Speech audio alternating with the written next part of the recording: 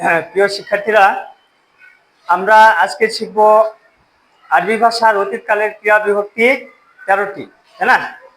আমরা 13টি বিভক্তি শিখব এবং এই বিভক্তি দিয়ে কিভাবে বাক্য তৈরি করে অতীতকালের, অর্থাৎ পাস্ট ইনডিফিনিট টেন্সে কিভাবে বাক্য তৈরি করে আমরা পাস্ট ইনডিফিনিট টেন্সের বাক্য তৈরি করা শিখব। আমরা ইংরেজিতে শিখছি না, আমরা আরবিতেও শিখব, ঠিক আছে? তো আমরা অতীতকালের ক্রিয়া বিভক্তিগুলো আগে একটু প্র্যাকটিস করে নিই। তাপেস্তু মানে আমি,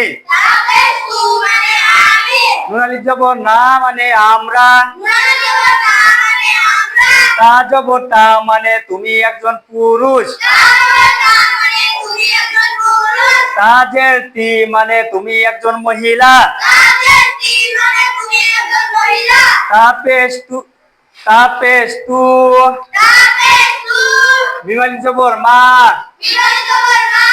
তুমা তুমা মানে তোমরা দুজন পুরুষ অথবা দুজন মহিলা, তামিম পেস্তুম তুম মানে তোমরা সকল পুরুষ, তানুন পেস্তুন নুন জবর না তুন্না তুন্না তোমরা সকল মহিলা, জবরে আ মানে সে একজন পুরুষ, ডাইনে জবর তা সাকিনাত আত মানে সে একজন মহিলা। তাহলে আমরা এই পর্যন্তই শিখব। আমরা এটা একটি ক্লাস একবারে আমরা একটু পড়ে নিব 13টা। তুনা তাতি, তুমা তুম তুন্না, আত আতা, উনা। তাহলে এবার এগুলো দিয়ে বাক্য কিভাবে করতে হয়। এখানে তাপিস্তু মানে আমি, তাই না? তাহলে দারস মানে হচ্ছে পড়া, দারস মানে পড়া। তাহলে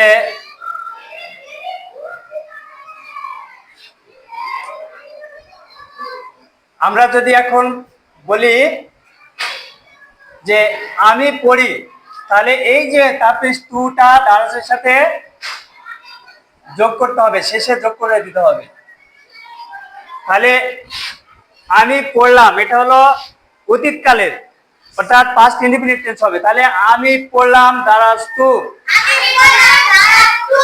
আমরা পড়লাম দারাসনা, তুমি পড়লে দারাস্তা, তুমি একজন মহিলা পড়লে দারস্তি, তোমরা দুজন পুরুষ অথবা মহিলা পড়লে দারস তুমা, তোমরা সকল পুরুষ পড়লে দারস্তুম,